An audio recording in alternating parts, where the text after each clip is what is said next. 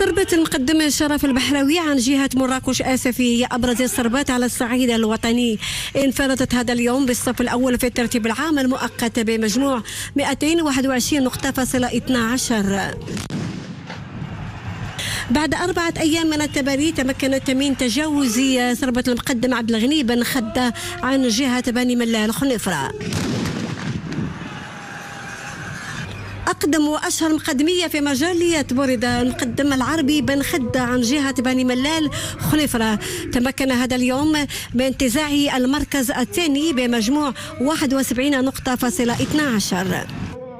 صاحب المركز الثالث صربة المقدم محمد عاد عن جهة الدار البيضاء الصاد صنعت الحدث في هذه الجائزة وتمكنت هذا اليوم من تحقيق 70 نقطة فاصلة 40.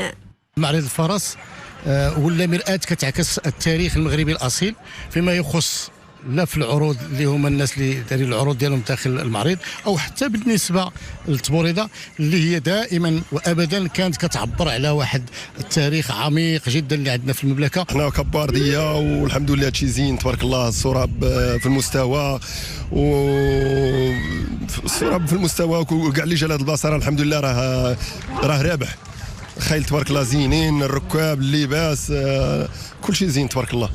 عن جهة الشرق صربة المقدم دحمان الحسناوي التي سبق أن توجت بالرباط والجديدة حققت المركز الرابع بمجموع 69 نقطة فاصلة 60. عقب نتائج الدور الرابع يشتد التنافس بين الأب والابن العربي وعبد الغني بن خدة وشرف البحراوي، فيما تبقى الحظوظ متكافئة للصربات الثمانية الأوائل باعتبار أن نتيجة اليوم الأخير ستكون مضاعفة. من المهم على الفارس أن يسمع هذا الصوت حتى يكون صوت القرصة أكثر صخبا وزمجرة. العنصر الأهم في الفرجة في هذا الفن هي البندقية التقليدية أو المكحلة. تصنع المتعة، تثير حماس الجماهير وتتطلب حفاظا على سلامة الفرسان عناية خاصة بعد وقبل مواسم التبوريدة.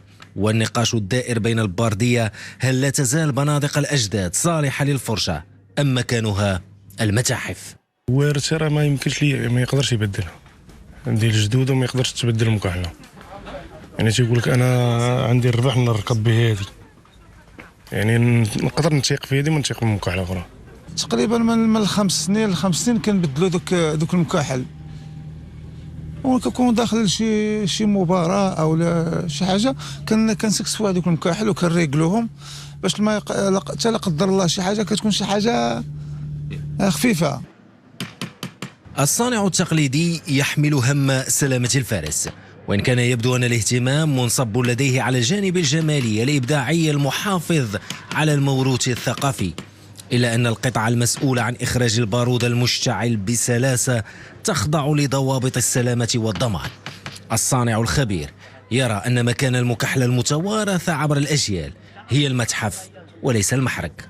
هاد الجعبة وهاد المكحلة اللي خلاك با وجدك ديرها تحفة في شي متحف ولا ديرها في الدار ديالك وعلقها خلي فيها التاريخ ديال الوالدين كاع. اما دابا اليوم الحمد لله راه ولا عندنا الجعاب كارونتي ولا الجعاب ديال البارود عرفتي دير فيها جوج العماير وما تخافش. أساس الفرجة والمتعة في الفروسية التقليدية التبوريدة هي المكحلة، والمكان الطبيعي لهذه البندقيات التقليدية هي المتاحف، على اعتبار أنها تجاوز عمرها عشرات السنوات وباتت تشكل خطرا على فرسان التبوريدة.